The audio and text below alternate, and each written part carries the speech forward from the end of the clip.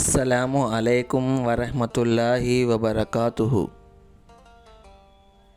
آج کا ہمارا سبق تیمم کے فرائض اور کن چیزوں پر تیمم جائز ہے۔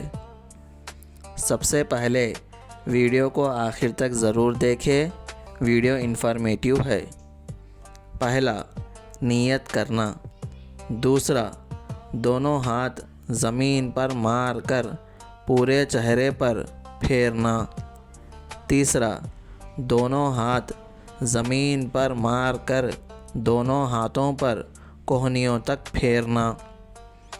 پاک زمین اور زمین کی قسم کی ہر وہ چیز جو جلانے سے نہ جلے اور پگھلانے سے نہ پگھلے، اس سے تیمم کرنا جائز ہے، جیسا غبار، مٹی، ریت، پتھر، اینٹ، چونا اور سیمنٹ کی دیوار وغیرہ، اور ایسی چیزیں جو زمین کی قسم سے نہ ہو، جلانے سے جل جائے اور پگھلانے سے پگھل جائے، اس سے تیمم جائز نہیں، جیسے لکڑی، لوہا، سونا، چاندی، شیشہ وغیرہ۔